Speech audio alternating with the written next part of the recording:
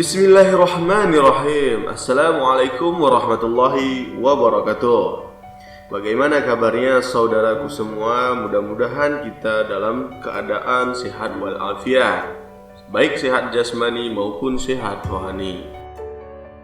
Baiklah, hari ini kita akan membahas tentang memetik pelajaran dari Al-Quran.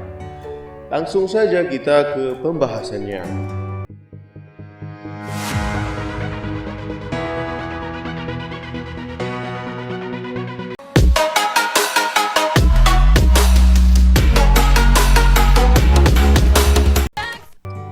Selain mengetahui sebab-sebab turunnya Al-Quran, perlu pula mengetahui cara mengambil pelajaran yang terdapat di dalamnya, terutama yang berhubungan dengan hukum.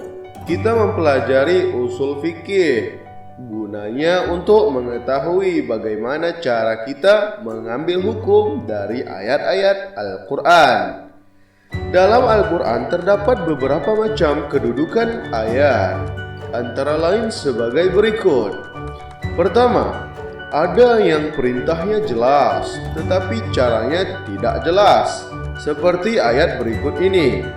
Wa aqimus shalah, surah Al-Baqarah ayat 43, yang artinya dan dirikanlah salatmu. Dalam ayat ini perintah salat sudahlah jelas, tetapi cara melaksanakannya tidak disebutkan secara perinci di dalam Al-Quran, yang hanya bisa kita dapatkan di dalam fikih ini. Dan yang kedua, ada yang perintahnya jelas tetapi ukurannya tidak jelas.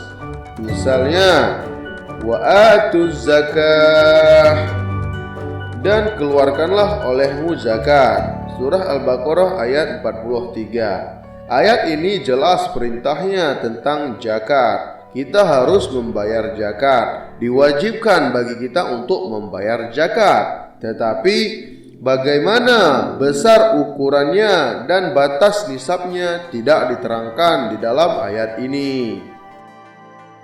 Kemudian ada yang ketiga, ada yang tempatnya terang, misalnya tentang sapu muka dan tangan dalam tayamumnya, tetapi batasnya tidak jelas sampai di mana yang disapu, seperti firman Allah, famsahu biwujuhikum wa aydikum, maka safulah muka-mukamu dan tangan-tanganmu, surah An-Nisa ayat 43.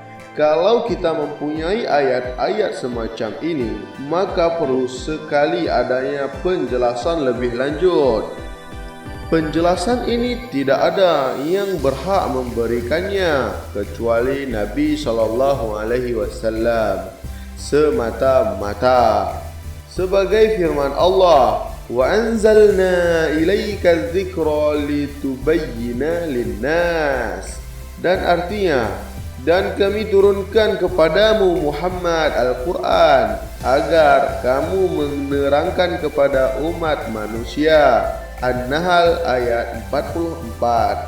Az-zikru oleh sebagian ulama diartikan segala yang datang dari Rasul, yaitu sabdanya, perbuatannya, dan sebagainya, yang menjadi tafsir bagi Al-Quran, yaitu dinamakan sunnah. Dan kita akan membahas tentang sunnah di kesempatan yang akan datang.